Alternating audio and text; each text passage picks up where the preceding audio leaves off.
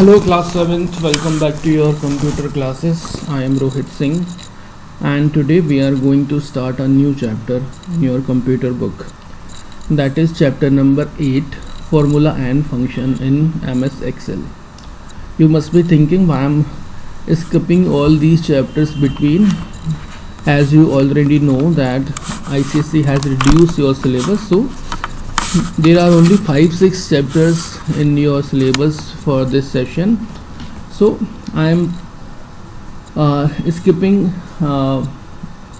working with tools and Adobe Flash because it is not your syllabus, and MS Publisher we will do later.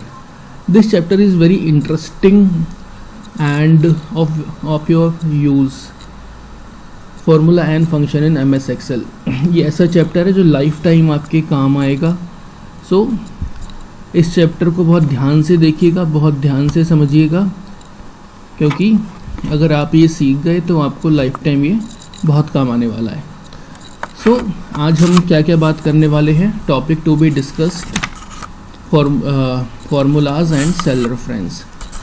सो जब भी आप ये video देखें अपने साथ में अपनी बुक लेकर बैठें. अगर if you find any confusion, pause the video and read the book also. So our first topic of discussion is formulas. What is formulas?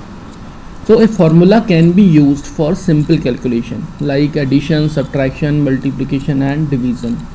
ठीक है, कोई भी कैलकुलेशन हमें करनी होती है, कोई भी मैथमेटिकल फंक्शन हमें करनी होती है. ठीक है, तो उसके लिए हम क्या यूज़ कर सकते हैं? We can use formula. ठीक है, so a formula is an expression that include cell address, number and operators. So Excel में हमें बेसिकली फार्मूला खुद से लिखना होता है, खुद से टाइप करना होता है. ओके, यही हम सीखेंगे कि कैसे हम एक्सेल में फार्मूलेस को जनरेट करते हैं, कैसे लिखते हैं. ठीक है, so basically the first very important thing is that the formula begins with equal sign. Whenever you writing a formula, you just go to the cell where you want to apply the formula, double click on the cell and first job is to press the equal sign. equal sign start होते ही आपका formula start हो जाता है. ठीक है, अब suppose I have a cell. मैं यहाँ से एक सेल लेता हूँ. Suppose here I have a 1 and here I have 2 and I want to add these numbers. I want to generate a formula, create a formula to add these 2 numbers. So I suppose I want my answer in this third cell, in F cell. So फार्मूले के क्या क्या important होता है? First is your equal to sign.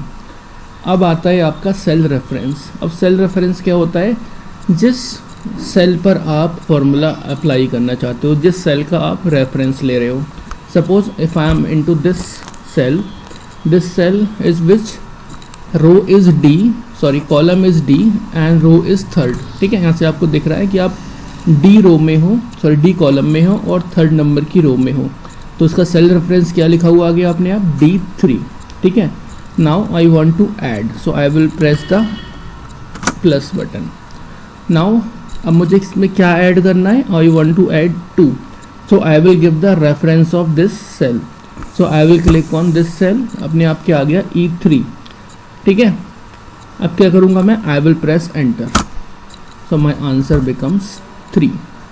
Okay, let's do again. Suppose if I want to add 1 + 2 + 3, what I will do? I will double click on cell, I will press equal to. ठीक है, now I want to add 1, 2 and 3. ठीक है, आप चाहें तो cell पे click करें या फिर आप मैनुअली लिख भी सकते हैं. सो 1 किस सेल में है? डी कॉलम है और 3 नंबर की रो है, तो D3 ये मैंने टाइप कर दिया. अपने आप देखें कर्सर वहाँ पहुँच गया. Now I want to plus, so I will press plus button. Now next number is into E3. ठीक है, so I will press E3 again plus. Next is F, तो F3. Now I will press enter. So my answer becomes 6. 1 + 2 + 3 is 6. Okay. तो ये सब फार्मूले आपको दिखाई कहाँ देंगे? ये फार्मूले आपको यहाँ दिखाई देंगे. ये जो आपको बड़ी सी रो दिखाई दे रही है, इसको हम कहते हैं formula bar. Okay, it has these 3 buttons. Cancel, if you want to cancel the formula you will press cancel और आपका formula cancel हो जाएगा, ठीक है. Okay, this is right click, if you want to press enter तो यहाँ से भी आप enter कर सकते हैं. And this fx means to insert function. Okay, function हम बाद में देखेंगे. So this is how you insert a formula into your Excel sheet. Okay, और formula आपको दिखाई कहाँ देता है? You can see the formula here in formula bar. तो हमने सीख लिया कैसे हम फॉर्मूले को जनरेट करते हैं. ओके, सपोज मेरे पास और रो और कॉलम्स में और नंबर्स होते, ठीक है, मैंने और नंबर्स ले लिए.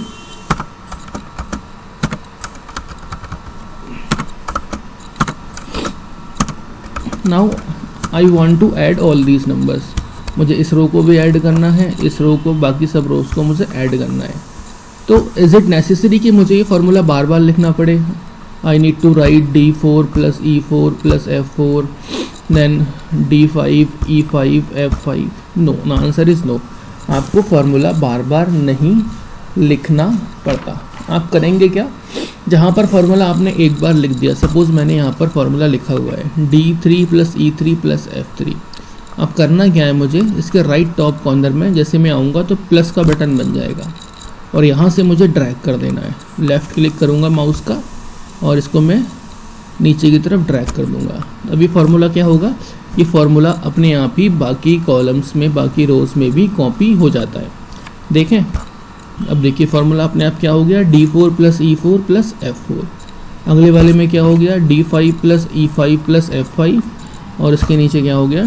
D6 plus E6 plus F6. ठीक है, तो इस प्रोसेस को हम बोलते हैं fill handle.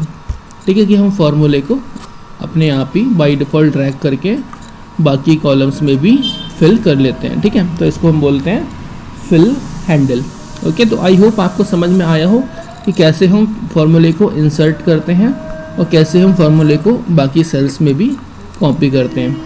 Suppose if I want to add all these 4 columns into this H वाला कॉलम, क्या करूँगा मैं यहाँ पर गया H वाले कॉलम में और क्या करूँगा? इक्वल टू का साइन. कौन कौन से सेल हैं? D3 plus E3 plus F3 plus G3. Okay, हो गया, एंटर दबा दिया. कितना सम आया? 12. 6 प्लस 3 9 प्लस 2 11 प्लस 12. अब सपोज मुझे ये भी ऐड करना है. 2 प्लस 3 5 5 प्लस 5 10 10 प्लस 10 20. तो क्या करना है मुझे? फार्मूला तो मैं एक बार लगा चुका हूँ. यहाँ पे जाऊँगा और इसको ड्रैग कर दूँगा, फिल एंटर कर दूँगा. तो मेरा आंसर आ गया 20, अगले का 30, अगले का 38. So this is how we insert a formula into our Excel sheet, and this is how we drag our formula and copy the formula into other cells. ठीक है, हम इसको वर्टिकली भी कॉपी कर सकते हैं और हॉरिजेंटली भी कॉपी कर सकते हैं. कैसे भी हम इसे कॉपी कर सकते हैं. Now your next topic is cell referencing. ठीक है, अब सेल रेफरेंसिंग क्या होती है? अब सेल तो हमें पता चल गया सेल क्या होता है. ठीक है, ये जो आपका एक बॉक्स होता है जिसको हम रो और कॉलम को जहाँ पर एक मिलते हैं उसे हम क्या बोलते हैं? सेल. ठीक है, अब a cell location in a spreadsheet और the cell address in the formula is referred to cell reference. ठीक है, जैसे मैंने अगर इस 1 पे हूँ तो मैं किसका रेफरेंस दे रहा हूँ? इस D3 सेल का. ठीक है, D क्या है? कॉलम, और C3 क्या है? रो. ऐसे इसका सेल रेफरेंस क्या है? E3. इसका सेल रेफरेंस क्या है? F3. इसका सेल रेफरेंस क्या है? E कॉलम और 6 रो, तो E6. ठीक है, ये कहलाता है आपका cell reference. Okay, so there are 3 type of cell references in Excel. First is relative reference, second is absolute reference and third one is mixed reference. ठीक है, 1 by 1 हम बात करेंगे.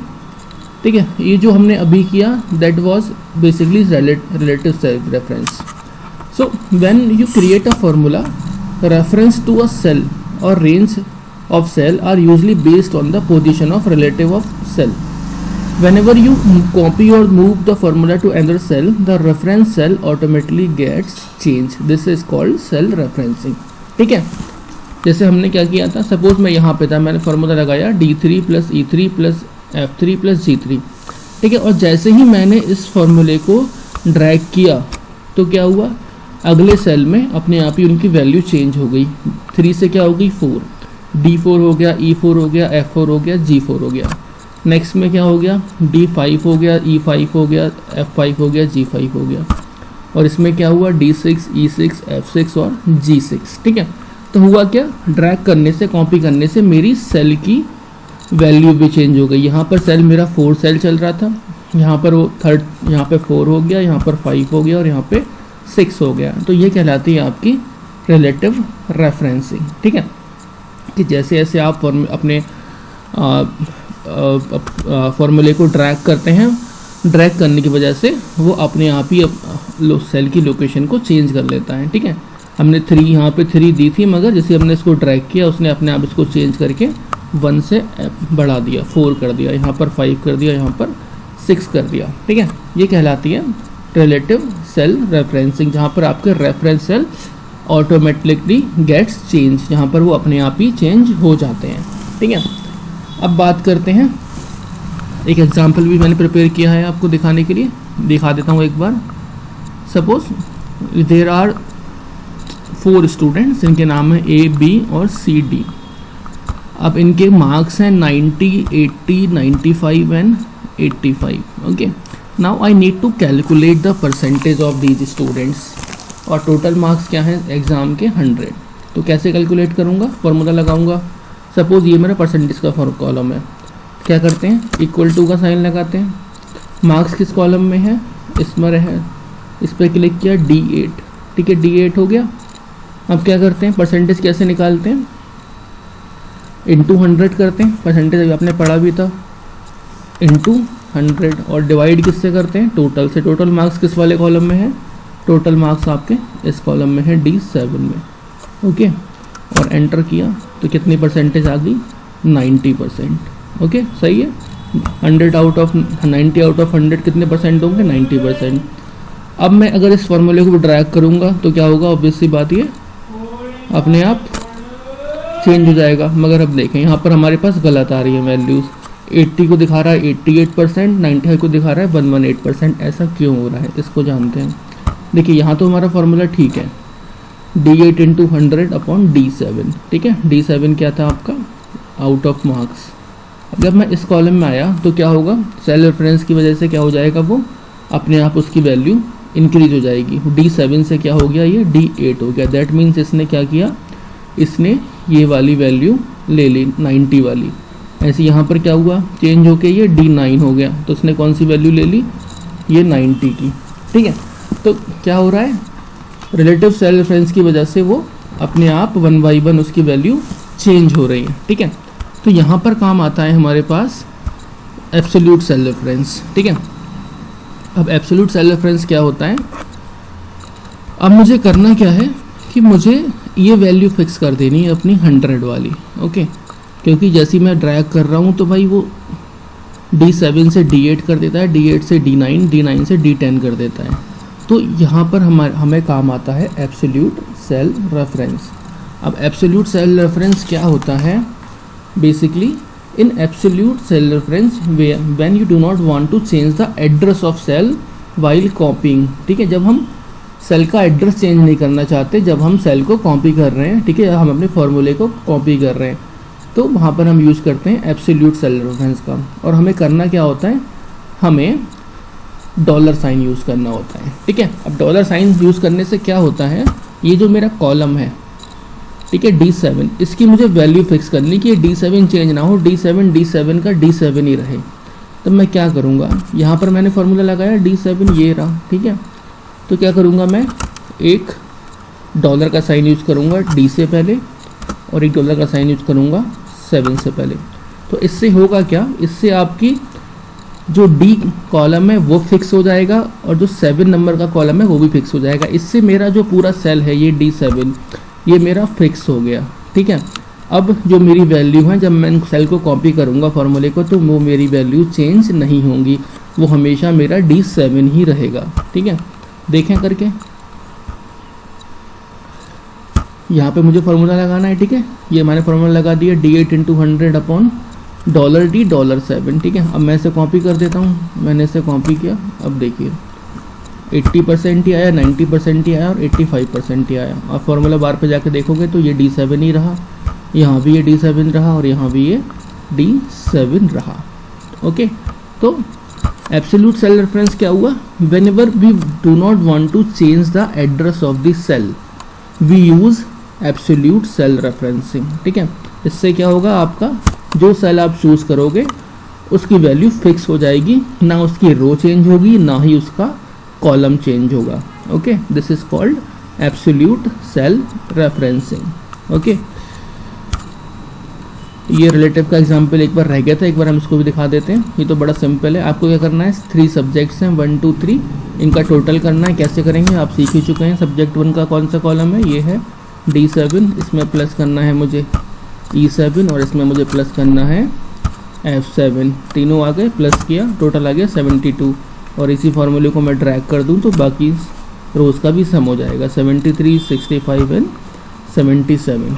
ओके, अब अगर आप चाहें या इसको बॉर्डर देना तो बॉर्डर कैसे देते हैं, जिसमें बॉर्डर देना है सिलेक्ट किया, यहाँ पर गए बॉक्स पे ऑल बॉर्डर्स पे और आपने क्लिक कर दिया ऑल बॉर्डर्स, तो आपके मार्क्स बॉर्डर्स में आ गए, ठीक है। तो ये था रिलेटिव सेल रेफरेंस, जहाँ पर हमें रिक्वायरमेंट होती है सेल का एड्रेस चेंज करने की। सेकंड क्या था, एब्सोल्यूट सेल रेफरेंस, जहाँ पर हमें रिक्वायरमेंट होती है कि हमारा सेल का एड्रेस चेंज ना हो, हमारा सेल फिक्स हो जाए, उसकी रो भी फिक्स हो जाए और आपकी कॉलम भी फिक्स हो जाए। अब थर्ड हमारा आखिरी सेल रेफरेंस आता है मिक्स्ड सेल रेफरेंस। अब ये क्या होता है, it is a combination of both relative and absolute cell reference, ठीक है। रिलेटिव क्या होता है, जहाँ पर आप चाहते हैं कि आपकी सेल की वैल्यू चेंज हो जाए, और एब्सोल्यूट क्या होता है, जहाँ पर आप चाहते हैं आपकी सेल की वैल्यू चेंज ना हो। अब हमारी रिक्वायरमेंट के अकॉर्डिंग हमें यूज़ करना पड़ता है, ठीक है। सपोज हमें ऐसी रिक्वायरमेंट पड़ गई कि हम चाहते हैं कि हमारा कॉलम तो चेंज हो जाए बट हमारी रो चेंज ना हो, या फिर हम चाहते हैं हमारा रो तो चेंज हो जाए या फिर हमारा रो चेंज ना हो। तो ऐसी सिचुएशन में आप यूज़ करते हैं मिक्स्ड सेल रेफरेंसिंग, जहाँ पर आप अपनी रिक्वायरमेंट के अकॉर्डिंग रो या कॉलम को चेंज कर सकते हैं। आइए देखते हैं ऐसे रिक्वायरमेंट हमें कहाँ पड़ सकती है या फिर कैसे उसको हम यूज़ करेंगे। सपोज़ यहाँ पर मैं टेबल प्रिंट करना चाहता हूँ, ये मेरे नंबर्स हैं 2 3 4 5 और मैं 2 की टेबल 3 की टेबल 5 टाइम प्रिंट करना चाहता हूँ। 2 1 जा 2, 2 2 जा 4, 2 3 जा 6, 2 4 जा 8, 2 5 जा 10, ठीक है। कैसे करेंगे भाई, ऑब्वियस सी बात है, इक्वल टू का साइन लगाएंगे। अब किसका टेबल प्रिंट करना है, 2 का। 2 कहाँ दे रखा है, इस वाले कॉलम में A9 में आ गया। अब 2 1 जा 2 कैसे होगा, 2 की मल्टीप्लाई किस में करनी पड़ेगी, 1 में। साइन किसका लगाऊंगा, मल्टीप्लाई का। किससे करनी है, 1 से। B8 से इक्वल टू का साइन दबाया, आ गया 2 1 जा 2। अब अगर मैं इस कॉलम को अगर मैं कॉपी करता हूँ आगे, ठीक है, मैंने कॉपी कर दिया तो क्या हुआ, यहाँ 4 हो गया, 2 2 जा 4 सही है, 2 3 जा 12 हो गया, 2 4 जा 48 हो गया, 2 5 जा 240 हो गया। ऐसा क्यों हुआ, आइए देखते हैं। यहाँ की बात करें, क्या हो रहा है, B9 × C8। भाई B9 क्या है, B9 आपका है ये 2, ठीक है, सॉरी, ठीक है। B9 आपका क्या है 2 और C8 क्या है आपका, C8 है 2, तो 2 2 जा 4 तो उसने ठीक प्रिंट कर दिया, सही है। आगे देखें, यहाँ पे कर रहा है C9 × D8। C9 क्या है, C9 है आपका 4 और D8 क्या है आपका, D8 है आपका 3। तो किसकी मल्टीप्लाई कर रहा है, 4 और 3 की, इसलिए वो कर दे रहा है 12। मगर हमें करना क्या है, हम चाहते हैं कि हमारा 2 तो फिक्स रहे। 2 की मल्टीप्लाई किस में हो, 1 में हो, फिर 2 में हो, फिर 3 में हो, फिर 4 में हो, फिर 5 में हो। That means I want to fix my column, ठीक है। मैं अपना कॉलम फिक्स करना चाहता हूँ, ये 2 3 4 वाला 5 वाला। तो मैं कॉलम फिक्स कैसे करूँगा, मैंने आपको बताया था डॉलर साइन यूज़ करके। कौन सा कॉलम है, ए कॉलम। इसके आगे अगर मैं डॉलर लगा दूँ तो क्या हो जाएगा, ये कॉलम फिक्स हो जाएगा। मैंने लगा दिया $A9, ठीक है, एंटर किया। अब देखते हैं अब क्या हो रहा है, देखिए 2 2 जा 4, 2 3 जा 6, 2 4 जा 8, 2 5 जा 10। ऐसा क्यों हुआ, क्योंकि मेरा कॉलम फिक्स हो गया। अब क्या हो रहा है, यहाँ भी A9 है, यहाँ भी A9, यहाँ भी A9 और यहाँ भी A9, सब जगह 2 की मल्टीप्लाई हो रही है। और यहाँ पे ये अपने आप C8 D8 E8 और F8 ले लेता है। किस वजह से? आपकी रिलेटिव सेल रेफरेंसिंग की वजह से। ठीक है, अब सपोज मैं इस फॉर्मूले को नीचे ड्रैग करता हूँ।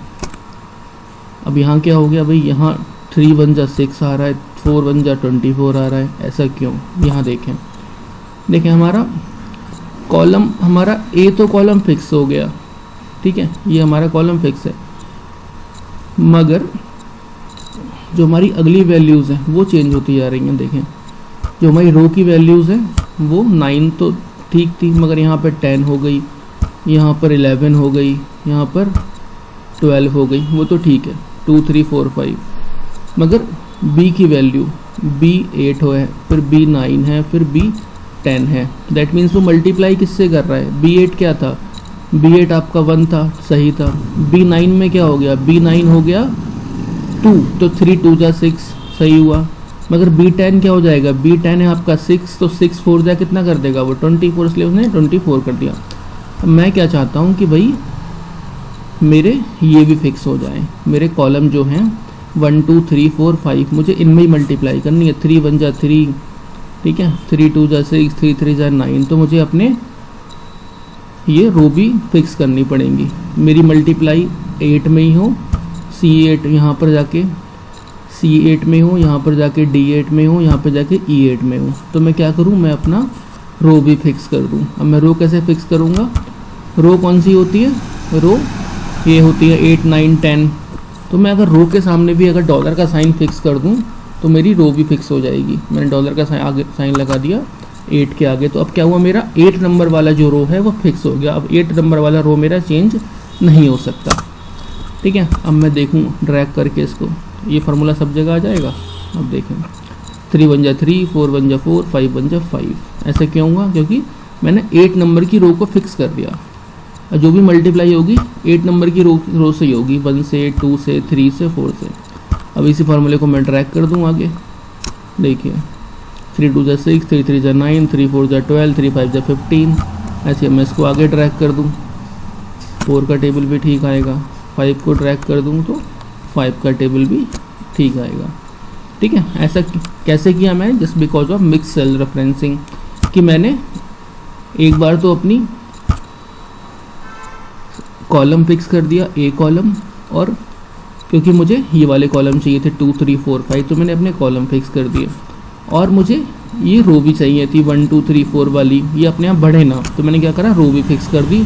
रो कैसे फिक्स करी? रो के आगे डॉलर का साइन लगा के।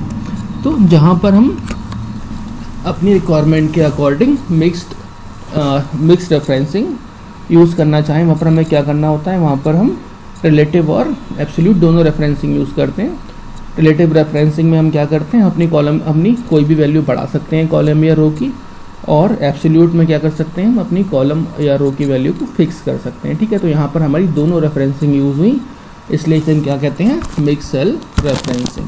ठीक है, आप देख भी रहे हो कि $A सिर्फ मैंने A को फिक्स करा, बट 9 10 तो अपने आप वो बढ़ता गया। A 10 हो गया, A 11 हो गया, A 12 हो गया। ठीक है, तो यहाँ पर मेरा क्या है? कॉलम मैंने फिक्स कर दिया, बट मैंने रो फिक्स नहीं करा। यहाँ पर मैंने दोनों रेफरेंसिंग यूज़ की। So this is all about cell referencing and how you insert a formula in MS Excel. ठीक है, this is enough for today. In our next class we will discuss about functions. There are predefined functions in MS Excel जिनको आप आराम से use कर सकते हैं, और उसके लिए आपको कोई फार्मूला लिखने की रिक्वायरमेंट नहीं है। ठीक है, so if you have computer at your home, practice these cell referencing, and if you find any difficulty you can ask me. Till then, thank you, take care.